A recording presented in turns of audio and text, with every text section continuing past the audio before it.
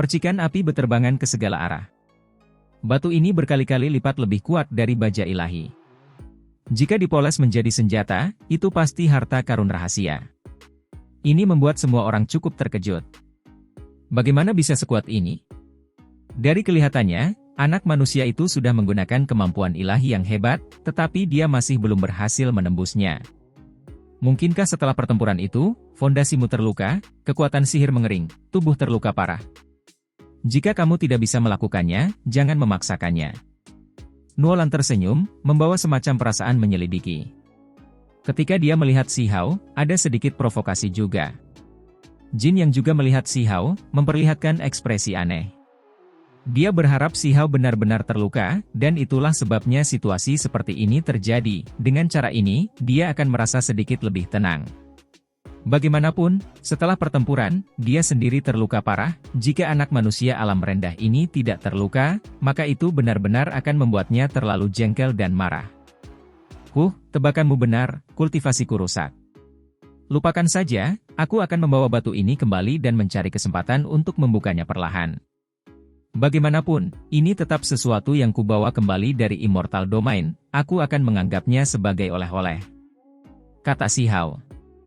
Dia ingin membawa batu itu pergi, tidak ingin batu itu pecah di sini, khawatir orang-orang dari Immortal Domain akan mengambilnya darinya nanti. Baru saja, ketika Void Immortal Gold muncul, sudah ada beberapa ahli yang sangat kuat yang datang. Biarkan aku membantumu membukanya. Peri merak putih tersenyum cemerlang. Si Hao tidak pernah menyangka wanita muda yang selalu dianggap ramah ini akan menghentikannya untuk membawanya pergi. Tidak perlu, kata Si Hao sambil tersenyum, mengungkapkan rasa terima kasihnya, terlebih lagi menyatakan bahwa hanya dengan membukanya sendirilah makna yang paling penting. Tidak perlu bersikap sopan, biarkan aku. Nuolan angkat bicara. Dia langsung bertindak, dengan suara peng, telapak tangan turun, mengguncang langit dan bumi, kekuatannya sangat besar. Dengan suara kaca, batu itu retak, terlebih lagi terbelah menjadi dua bagian. Wanita muda dengan tanda merah di antara alisnya memiliki kekuatan magis yang mendominasi, membelah batu ini hanya dengan mengangkat tangannya. Mata semua orang melihat ke arahnya. Bahkan jantung Si Hao sendiri berdebar kencang. Dia tahu bahwa batu ini pasti memiliki sesuatu, itulah sebabnya dia menahan diri, tidak mau memecahkan batu ini di depan semua orang. Namun, yang tidak terduga adalah batu itu kosong. Batu itu tidak memiliki apapun, sama sekali tidak memiliki apa yang disebut energi darah, tubuh magis yang rusak, dan hal-hal lainnya. Kitab suci prasasti emas abadi milikku hancur begitu saja. Si Hao menghela napas pelan. Ini jelas dilakukan dengan sengaja, semua orang juga tahu ini. Lupakan saja, sebagai kenang-kenangan, aku akan membawa kembali potongan-potongan yang rusak itu juga. Ketika dia berbicara sampai di sini, dia mulai mengumpulkannya.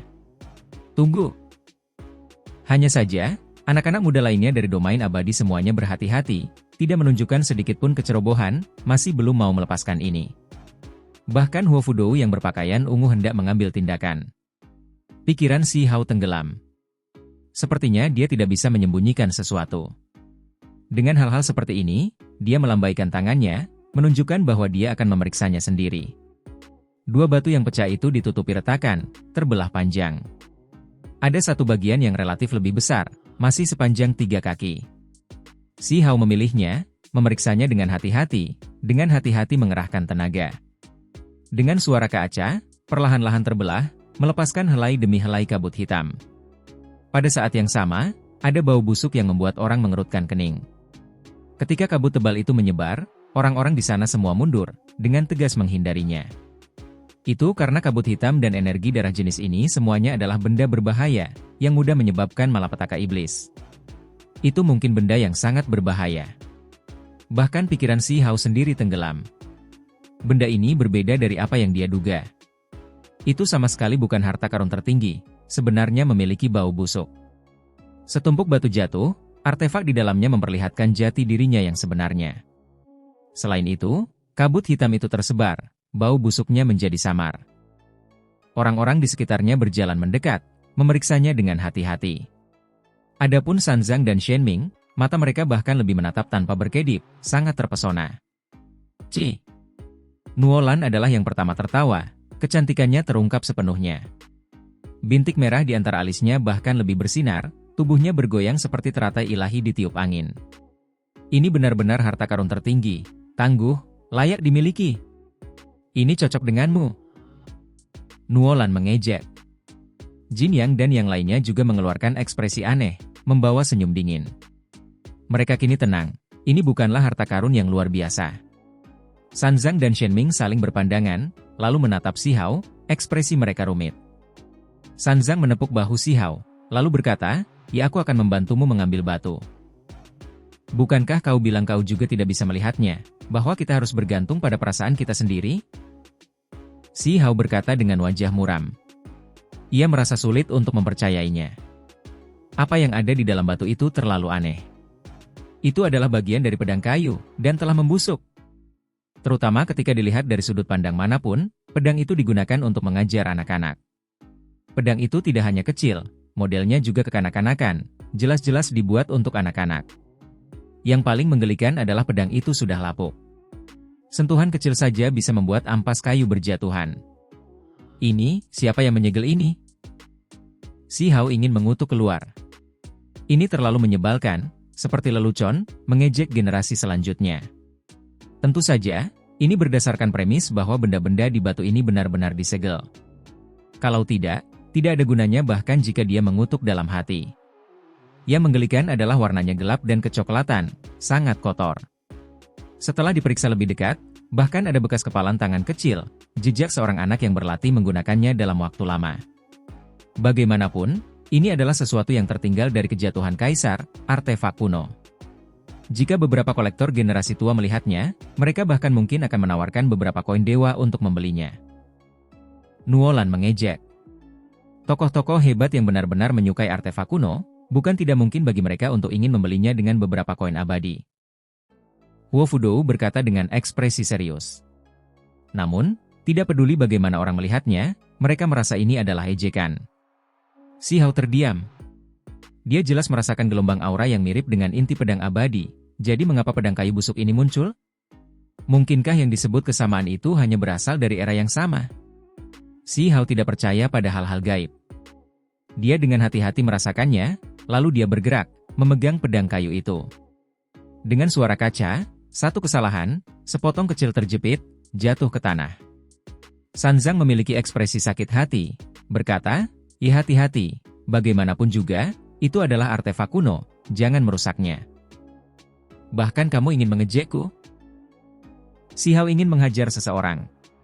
Singkirkan saja untuk saat ini, siapa tahu, itu mungkin harta karun tertinggi. Mungkin nanti, ketika menyerap cukup energi esensi langit dan bumi, itu akan segera menjadi inti pedang yang bahkan dapat membuat mata Raja Abadi menjadi merah. Jika tidak, maka wariskan ke anak masa depanmu, kata Shen Ming. Wajah Si Hao menjadi gelap. Apakah ada jenis penghiburan ini? Ini adalah pedang jelek yang bodoh, dia harus membuangnya saja. Tiba-tiba, cahaya abadi berkedip. Seorang tetua berusia 50 hingga 60 tahun muncul, energi abadi yang kaya di sekelilingnya. Dia tiba-tiba turun. Ini jelas merupakan individu yang kuat, seseorang yang membawa temperamen dunia lain. Namun, ketika kedalamannya dirasakan dengan hati-hati, rasanya seolah-olah seseorang sedang menghadapi laut, jurang, mustahil untuk diukur, bahkan membuat pikiran mereka runtuh. Anak muda, bisakah kamu membiarkanku melihatnya? Dia memiliki ekspresi tertentu di wajahnya, rambut dan janggutnya beruban, penampilannya transenden dan agung. Si Hao menyerahkannya, dalam hati merasa khawatir. Orang-orang di Immortal Domain benar-benar sangat peduli dengan tempat ini, semua hal yang keluar akan diperiksa secara pribadi oleh tokoh-tokoh besar, tidak akan membiarkan satu hal pun lolos. Jika bukan karena tempat ini tidak mungkin untuk dipindahkan, kedalaman lubang itu memiliki misteri besar, dengan mudah menghasilkan makhluk-makhluk misterius dan berbahaya, tempat ini pasti sudah lama digali sepenuhnya. Saat tetua itu mengamati, menggosoknya dengan lembut, potongan kecil lainnya langsung jatuh dari pedang kayu, ampas kayu juga jatuh. Senior, tolong lebih lembut, ini adalah harta karun tertinggi saudaraku, setelah mencari sepanjang hari, dia hanya menemukan satu artefak kuno ini. Ini memiliki sedikit makna peringatan. Sanzang mengingatkan. Senior, tenang saja. Ini hanyalah artefak kuno ilahi. Jika rusak, tidak ada yang kedua. Diri Anda yang terhormat tidak akan dapat menebus kehilangannya. Shenming juga berkata, "Hehe, haha." Di sekitarnya, Jin Yang, Nuolan dan yang lainnya semua tertawa terbahak-bahak. Si Hao memiliki ekspresi kepahitan tersembunyi di wajahnya. Dia menatap kedua ksatria mayat emas. Yang lain mengejek dan mengejek adalah satu hal, apa yang mereka berdua lakukan dengan ikut-ikutan ini? Ada sedikit bau busuk, hati-hati dengan beberapa zat yang tidak menguntungkan. Setelah tetua yang tampak menyendiri dan transenden itu mengatakan ini, dia melemparkan pedang kayu itu kembali kepadanya, langsung pergi, bahkan tidak menoleh, seolah-olah dia tidak tahan untuk tinggal di sini sedetik pun. Ini jelas merupakan makhluk tertinggi, bahkan mungkin setengah abadi sejati atau bahkan lebih kuat. Karena bahkan dia berbicara seperti ini, pedang kayu itu secara alami tidak memiliki sesuatu yang istimewa tentangnya. Peri merak putih dan yang lainnya tidak mau menyentuhnya, tidak ada yang terus memeriksanya. Pada akhirnya, meskipun Sanzang cukup setia, membantu Si Hao, mereka tidak berakhir dengan apapun. Shenming juga mengambil tindakan, pada akhirnya memprovokasi binatang batu raksasa. Binatang ini hampir menggigit kepala Si Hao, menciptakan kekacauan besar. Hanya ketika makhluk tingkat makhluk tertinggi bergegas datang, binatang batu ini takut. Sudah waktunya, kalian semua harus pergi. Peri merak putih berkata dengan tenang. Huo Fudo mengangguk, dengan jelas menyatakan bahwa ini adalah domain abadi, tidak mungkin orang luar diizinkan untuk tinggal secara permanen di sini. Mereka harus pergi, ini bukan tempat yang seharusnya mereka tinggali. Menurut apa yang mereka katakan, bisa memasuki domain abadi sudah merupakan kesempatan yang luar biasa. Setelah bertahun-tahun, gerbang domain abadi belum pernah dibuka sebelumnya.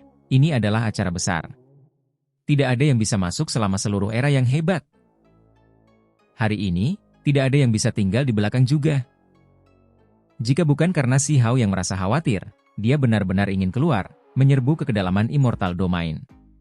Bagaimanapun, ada beberapa area di tanah luas ini yang belum dijelajahi oleh makhluk Dao abadi.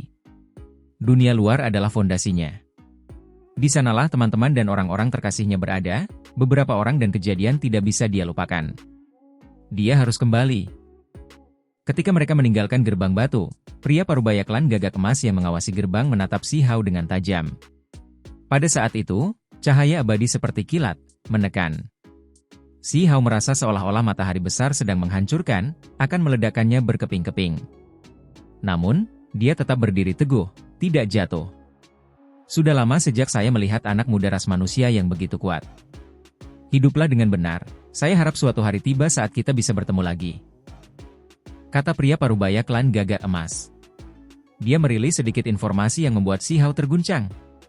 Ini berarti bahwa Immortal Domain akan bergerak pada akhirnya? Namun, sepertinya masih butuh waktu bertahun-tahun. Pada saat itu, berapa banyak makhluk yang akan tersisa di 9 surga? Sebelum gerbang batu ditutup, beberapa ahli di domain abadi telah lama menghasilkan harta karun rahasia, melepaskan cahaya abadi, memurnikan tempat-tempat yang dilewati Si Hao, Sanzang, dan Shenming. Pada saat itu, mereka bertiga merasakan gelombang kemarahan, merasa terhina. Domain abadi sangat arogan. Selalu seperti ini, hanya terus terang seperti ini, memandang rendah alam bawah. Kita akan bertemu lagi dalam 500 tahun. Bahkan jika alam bawah mengering, aku pasti akan mencapai keabadian, tunggu saja. Kata Si Hao. Nuolan, Huo Fudo dan yang lainnya semuanya mencibir, membawa penghinaan, juga kesombongan. Gerbang batu ditutup, domain abadi dengan demikian tertutup lagi. Itu seperti mimpi. Domain abadi yang belum terungkap ke dunia selama bertahun-tahun benar-benar dibuka hari ini. Mereka bertiga bahkan masuk. Si Hao terdiam, berdiri di sana untuk waktu yang lama. Sudah waktunya untuk pergi. Shenming menarik lengannya. Aku suka artefak kuno, bagaimana kalau kau menghadiahkan pedang kayu itu kepadaku? Senyum Shenming sangat manis. Aku akan menganggapnya sebagai souvenir, simpan saja padaku. Si Hao tanpa sadar menggelengkan kepalanya. Itu hanya pedang kayu, apa gunanya menyimpannya? Shenming bergumam, sangat tidak puas. Saudara Huang, kau tahu aku adalah seorang ksatria mayat hidup emas, jadi kita lebih tertarik pada artefak bawah tanah kuno. Aku bisa menggunakan senjata suci untuk menukarnya. Kata Sanzang. Si Hao menunjukkan ekspresi aneh. Ini adalah harta karun tertinggi, Aku sudah lama menyadari bahwa ini luar biasa. Sebelumnya, ini hanya untuk membuat makhluk-makhluk immortal domain mati rasa. Apa yang akan kau bawa sebagai gantinya? Apa yang kau inginkan? Tanya Sanzang. Si Hao terguncang. Pedang kayu busuk ini benar-benar sesuatu yang hebat. Dia benar-benar tidak melihatnya.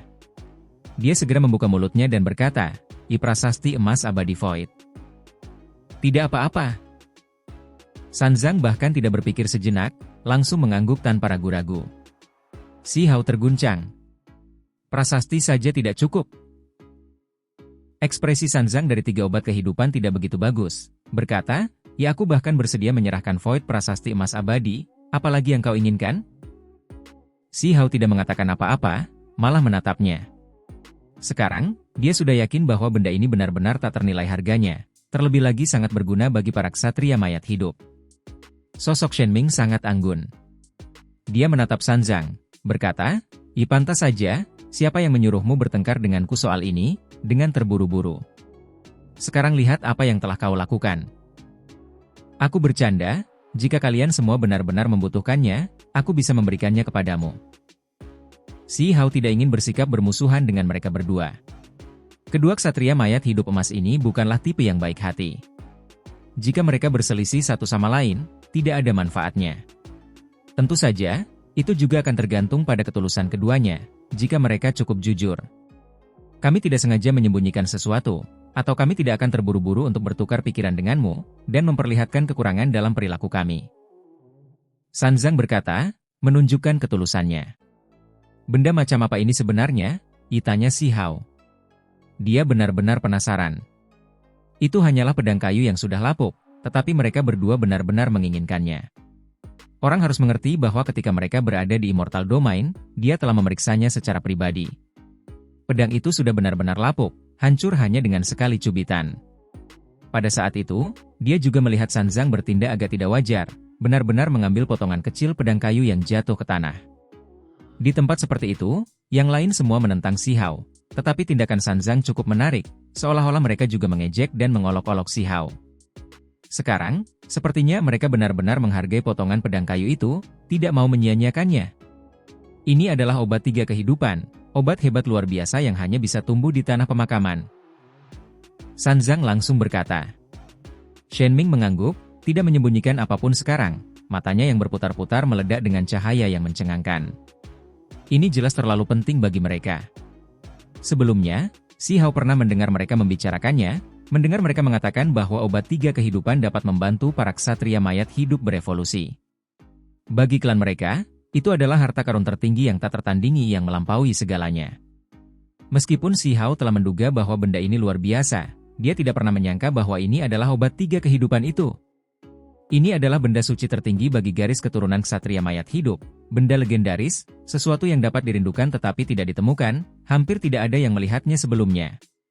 Akhirnya, yang lain bahkan curiga jika itu benar-benar ada.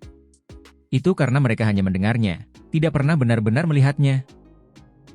Namun, selama seseorang adalah seorang ksatria mayat hidup, begitu mereka bersentuhan dengannya, mereka dapat memastikan apakah itu adalah obat 3 kehidupan. Hal semacam ini terlalu penting bagi mereka, yang dapat memungkinkan klan mereka untuk berevolusi. Hanya bersentuhan dengannya akan memungkinkan mereka untuk merasakannya secara naluriah. Bagi orang luar, obat 3 kehidupan biasanya tidak berguna. Hanya untuk para ahli tingkat atas yang memiliki beberapa kegunaan, disempurnakan menjadi pil kebangkitan dan hal-hal lainnya. Dikabarkan bahwa ada beberapa jenis pil hebat legendaris kuno, semuanya membutuhkan obat 3 kehidupan, menggunakannya sebagai obat primer. Aku benar-benar menggali obat 3 kehidupan. Si Hao bergumam. Dia dengan hati-hati memeriksa pedang kayu busuk di tangannya, penampilan luar ini benar-benar terlalu buruk, hampir dibuang olehnya. Mengapa memiliki penampilan seperti ini? Itu sama sekali tidak tampak seperti batang obat. Ketika si Hao mengajukan pertanyaan ini, Shen Ming dan Sanzang menggertakkan gigi mereka karena marah, percaya bahwa ini adalah sesuatu yang dilakukan dengan sengaja oleh makhluk kuno yang tak tertandingi. Orang itu seharusnya bukan seorang ksatria mayat hidup, tetapi tahu bahwa ini adalah obat 3 kehidupan, memprovokasi generasi selanjutnya, terutama mengejek para ksatria mayat hidup. Ini disempurnakan dari obat 3 kehidupan. Badan obat itu awalnya adalah pohon kecil, tetapi digiling menjadi pedang kayu. Membuang-buang sumber daya dengan sembrono, lebih baik aku tidak mencari tahu bajingan mana yang memurnikannya menjadi inti pedang. Kalau tidak, aku akan menggali kuburnya, kata Shen Ming dengan kejam. Kualitas benda ini tidak menurun, kan? Si Hao bertanya, karena ketika batu itu pecah, ada gelombang bau busuk yang dilepaskan. Meskipun agak samar, dia masih menangkapnya. Ketika mereka mendengar ini, ekspresi kedua ksatria mayat hidup emas menjadi semakin tidak menyenangkan, bahkan sedikit gelap. Aku benar-benar ingin membunuh bajingan tua itu. Bagaimana dia bisa secara acak mengukir obat hebat yang luar biasa ke dalam inti pedang, hampir menghancurkannya, kata Shen Ming dengan marah. Meskipun kualitasnya sedikit menurun, itu masih bisa digunakan, kata San Zhang. Kalau tidak, dia tidak akan memintanya seperti ini. Berapa banyak yang kau butuhkan? Si Hao bertanya lebih lanjut. Keduanya bingung. Mungkinkah Huang juga menginginkannya? Si Hao mengangguk, sangat langsung, mengatakan bahwa dia ingin menyimpan sebagian juga. Mungkin itu akan sangat berguna di masa depan. Itu karena di langit berbintang tempat makam-makam tua berdiri tegak. Waktu kacau, dia sebelumnya melihat Cao Yusheng dan anjing hitam besar itu mencari-cari, menggali makam-makam kuno, semuanya untuk menemukan obat 3 kehidupan. Pada saat itu, Cao Yusheng berlumuran darah, situasinya tidak begitu baik. Dia ingin menemukan obat agung garis keturunan ksatria mayat hidup untuk memurnikan pil, menghidupkan kembali seseorang. Pedang kayu ini jumlahnya cukup banyak. Kita bertiga bisa membaginya dengan rata. San Zhang mengangguk. Benda seperti ini tidak semakin banyak semakin baik, jumlah tertentu sudah cukup untuk mempercepat evolusi mereka. Jika tangkai ini tidak rusak, tidak diukir menjadi inti pedang, itu akan sangat menakjubkan, bahkan menjadi pohon. Ini. San Zhang sangat lugas, menghadiahkan prasasti emas kekosongan abadi kepada Si Hao. Selain itu, dia menduga bahwa prasasti emas ini tidak sesederhana itu. Hanya saja, dia tidak dapat menemukan apapun, jadi baginya, ini hanyalah prasasti kuno tanpa kata. Si Hao membaliknya, memeriksanya, tetapi tidak menemukan sesuatu yang aneh. Pada akhirnya, dia tertawa, berkata, inti pedang abadi dan benda lainnya semuanya hilang. Ini, kurasa aku akan menganggapnya sebagai senjata. Dia mengukurnya sedikit, mengutak-atiknya dengan mudah. Itu sepanjang telapak tangan, tidak peduli bagaimana orang melihatnya, itu seperti batu bata. Cocok untuk digunakan sebagai pentungan, bisa digunakan sebagai senjata tumpul, jika Si Hao memuji. Kedua ksatria mayat emas itu terdiam. Si Hao mematahkan pedang kayu itu, ampas kayu berjatuhan secara acak. Kedua ksatria mayat emas itu sangat terharu, tetapi juga panik. Ini hanyalah obat 3 kehidupan. Namun Huang bersikap santai seperti ini. Berhenti, pelan-pelan. Jangan merusaknya. Kedua wadah giok yang dibuat dengan hati-hati itu, mengumpulkan ampas kayu itu, tidak mau menyia-nyiakan sedikit pun. Pedang kayu ini dibagi menjadi 3 bagian. Bagaimana kalau aku mengajarimu teknik penguburan? Kata Shen Ming, ingin menggunakan ini sebagai gantinya. Jika kita dapat maju ke jalur raja pemakaman, ini masih belum cukup, itu dapat dianggap karma besar. Kami akan mengganti rugi Anda dengan murah hati di masa depan. Ekspresi San Zhang serius. Tepatnya, di masa depan, jika Anda memiliki masalah, kami akan datang untuk membimbing Anda pergi. Shen Ming mengangguk, sama seriusnya. Si Hao agak sensitif terhadap kata-kata membimbingmu pergi, yang langsung membuatnya merasa tidak nyaman. Dia menatap mereka berdua, tetapi mereka tidak mengatakan apa-apa lagi. Jika kalian mati secara tidak sengaja, selama masih ada sedikit sisa, kami akan menemukan cara untuk membawa kalian ke Burial Region dan mengubah kalian menjadi seorang ksatria mayat hidup. Kata Shen Ming. Bisakah kalian semua mengucapkan beberapa hal yang lebih baik? Si Hao memutar matanya. Terlebih lagi, jika dia benar-benar bernasib malang karena mati, dia pasti tidak ingin pergi ke Burial Region dan menjadi roh mayat, dia lebih suka mati saja. Kalau tidak, dia benar-benar tidak berani membayangkan pemandangan itu. Pada saat yang sama, Si Hao agak bingung. Bukankah para ksatria mayat hidup terlahir secara alami, mampu bereproduksi? Mungkinkah mereka juga bisa berasal dari mayat? Ketika mereka mendengar keraguannya, mereka berdua tersenyum. Kesalahpahamanmu terhadap para ksatria mayat hidup itu hebat. Kami memang satu ras, dan tidak terlahir kembali dari mayat. Namun, Untuk membalas kebaikanmu, kami dapat menunjukkan cara-cara yang menantang surga, mengulurkan tangan membantumu, mengubahmu menjadi seorang ksatria mayat hidup. Aku menghargai kebaikanmu, tetapi aku benar-benar tidak membutuhkannya. Jangan bahas ini lagi, kumohon. Ketika keadaan sudah tenang, mereka kembali. Gerbang-gerbang batu itu masih ada di sana, megah dan besar, tetapi tembok-tembok kota dan benda-benda lainnya telah lama menghilang. Aku benar-benar masuk ke dalam. Si Hao menghela napas pelan. Domain abadi yang legendaris, dia benar-benar melangkah masuk, hanya saja, perjalanannya sangat singkat.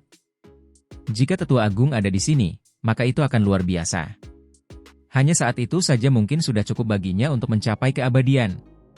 Lingkungan 9 surga sangat kurang, tidak memungkinkan tercapainya keabadian, tidak memiliki kondisi-kondisi itu, membuat beberapa pahlawan yang tak tertandingi bingung. Bagaimana kita akan kembali? Tanya Shen Ming.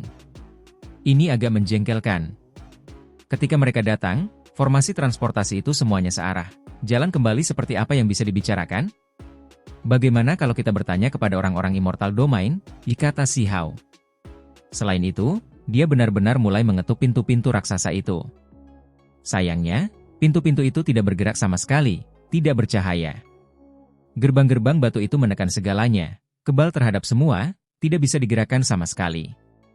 Selain itu, makhluk-makhluk di dalamnya juga tidak akan merasakan apapun, gerbang-gerbang batu ini memotong segalanya. Ini, kecuali mereka seperti orang di atas tikar anyaman itu, memiliki kenang-kenangan harta karun tertinggi yang dapat bereaksi dengan gerbang-gerbang batu itu. Periksa sisa-sisa ini, lihat apakah mereka memiliki semacam petunjuk. Dengan begitu banyak dari mereka yang datang ke sini, tidak memiliki harapan untuk memasuki Immortal Domain, pasti ada beberapa yang kembali. Setelah mereka sampai pada kesimpulan ini, mereka mulai mencari-cari di luar gerbang-gerbang batu itu. Ada banyak mayat, sangat besar.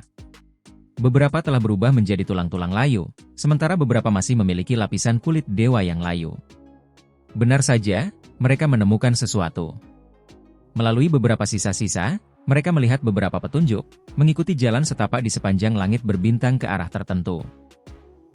Seperti yang diharapkan, mereka melihat beberapa sisa-sisa yang tersebar di sepanjang jalan. Ada formasi transportasi raksasa yang melampaui yang sebelumnya, beristirahat tepat di hadapan mereka. Ketika mereka datang, mereka melewati 9 altar secara total, mengalami 9 perjalanan, baru kemudian mereka melihat gerbang batu besar. Sementara itu, di kedalaman domain bintang yang jauh dari gerbang batu, di tempat ini, mereka melihat altar ke-10. Yang ini sangat besar, seperti gunung besar. Apakah ini akan membawa kita ke jalan kembali? Mengapa aku merasa ada yang tidak beres? Di balik 9 altar terdapat gerbang batu, sementara di sini ada yang ke-10. Apakah kau yakin bahwa ini adalah formasi transportasi untuk kembali, dan bukan altar yang lebih misterius lagi? Jika ini bukan altar yang membawa mereka kembali, kemana altar ini mengarah? Apakah ada tempat yang lebih jauh dari Immortal Domain, dunia besar kuno yang lebih misterius? Ketika mereka bertanya pada diri sendiri, mereka merasa bahwa ini tidak mungkin, tidak realistis. Namun, saat ini, semua orang benar-benar meragukannya sedikit.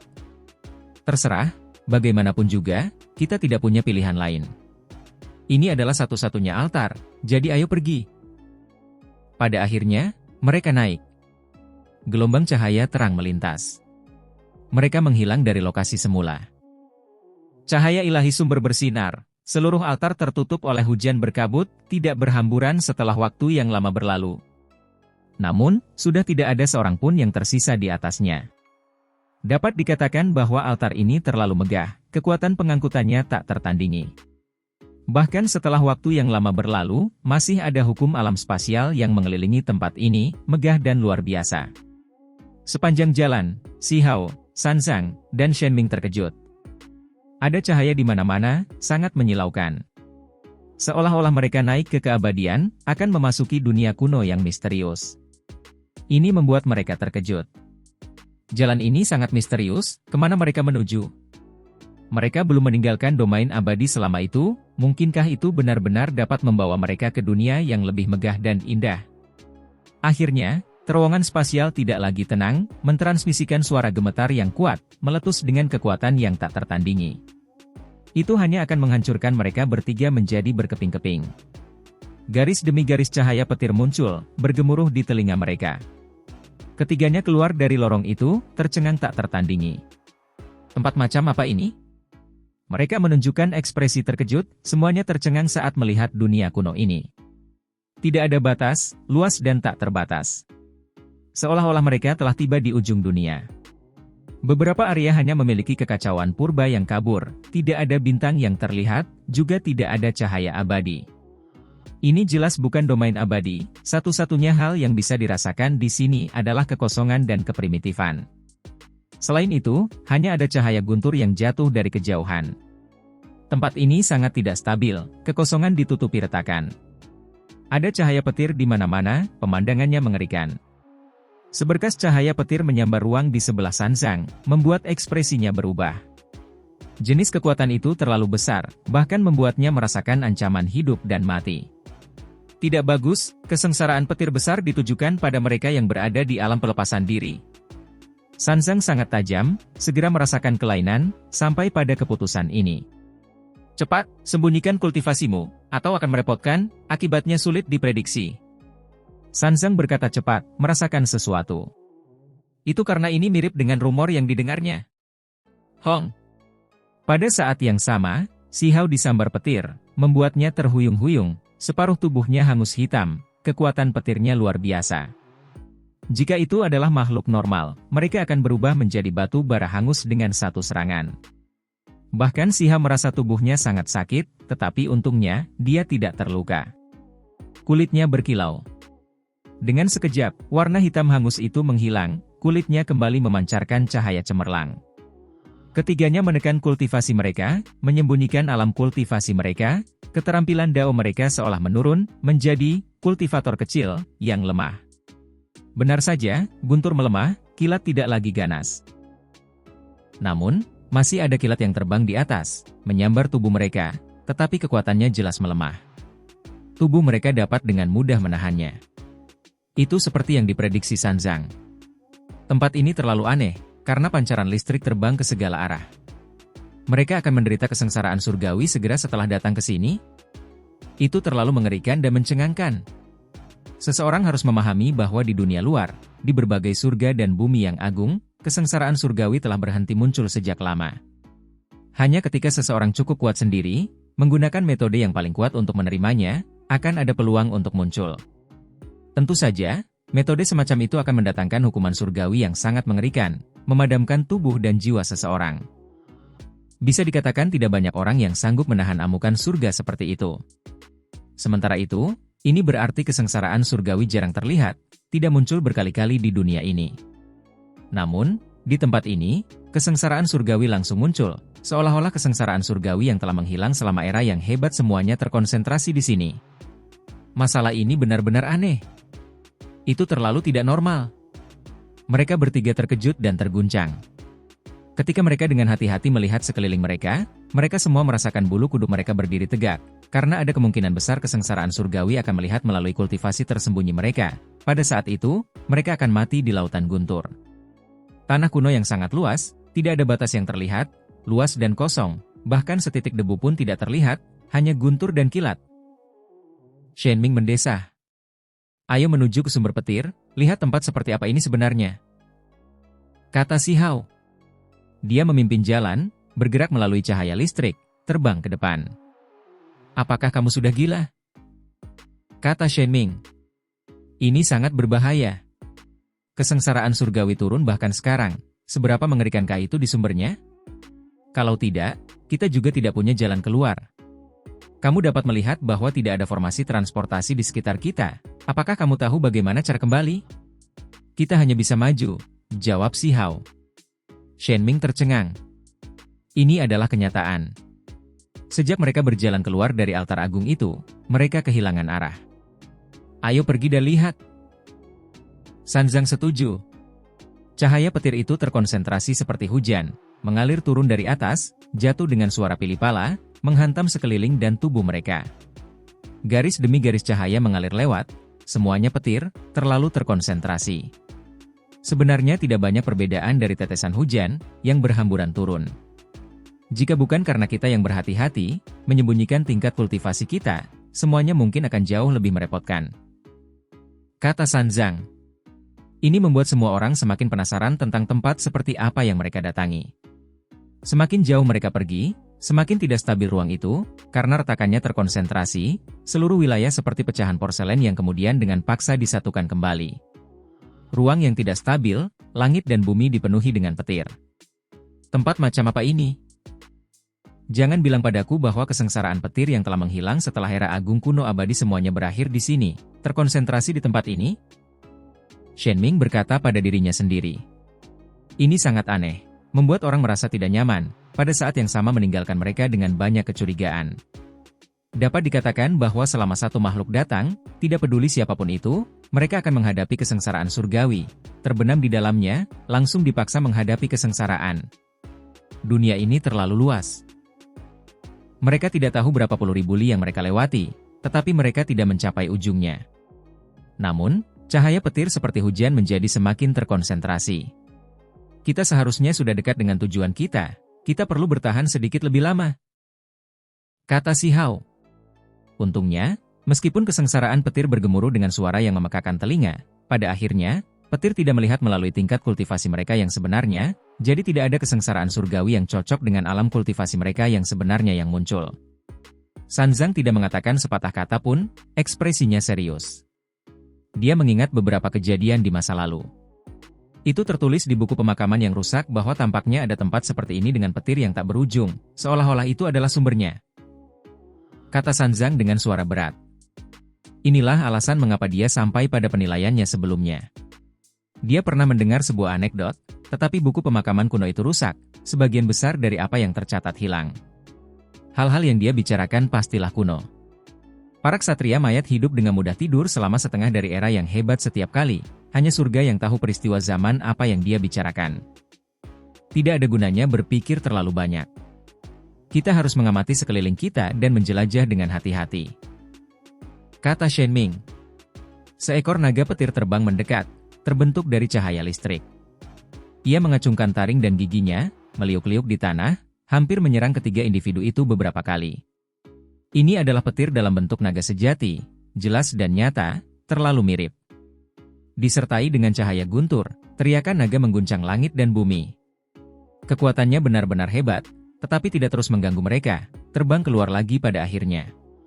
Hal-hal agak aneh. Dikabarkan bahwa ketika kesengsaraan surgawi turun, itu pasti dapat membedakan kedalaman level seorang kultivator, tetapi kita benar-benar dapat melewatinya seperti ini, kata Si Hao. Jangan terlalu ceroboh, ini kemungkinan besar hanya sesaat, bahaya besar bisa terjadi kapan saja. Ekspresi Sanzang menjadi semakin serius.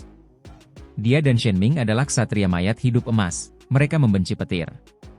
Meskipun mereka ilahi, tidak kalah bahkan oleh yang abadi, tidak berhubungan dengan mayat kuno, masih ada jenis sifat bawaan yang membuat mereka membenci kesengsaraan petir.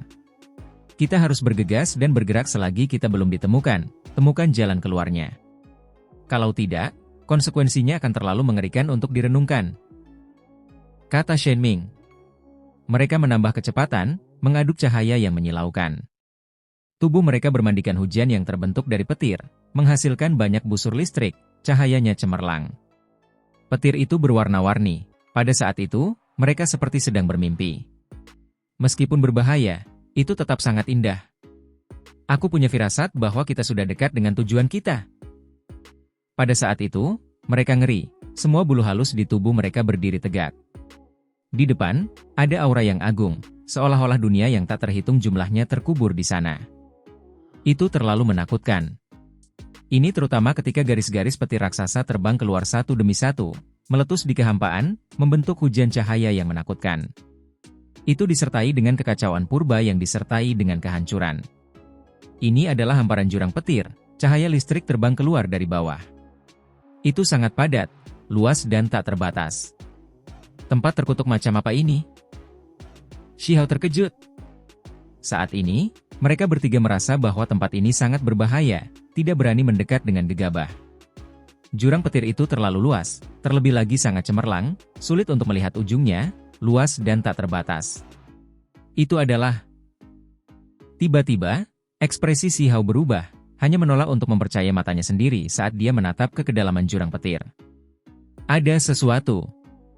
Apa itu? Bahkan ekspresi Sanzang yang selalu tenang berubah, tiba-tiba membuka mata surgawinya, dengan hati-hati melihat ke bawah. Adapun Shen Ming, matanya yang indah melebar, menatap ke sana, bahkan tidak berkedip, sangat terkejut. Bagaimana mungkin hal seperti itu? Suara Shen Ming gemetar, tidak percaya. Mungkinkah setelah era agung kuno abadi menghilang, kesengsaraan surgawi benar-benar berkumpul di sini, membentuk dunia kuno seperti ini? Apakah aku benar-benar melihat apa yang kulihat? Jangan bilang ini benar-benar benda yang tercatat dalam buku pemakaman? Bagaimana bisa itu muncul? Sanzang linglung, bergumam pada dirinya sendiri.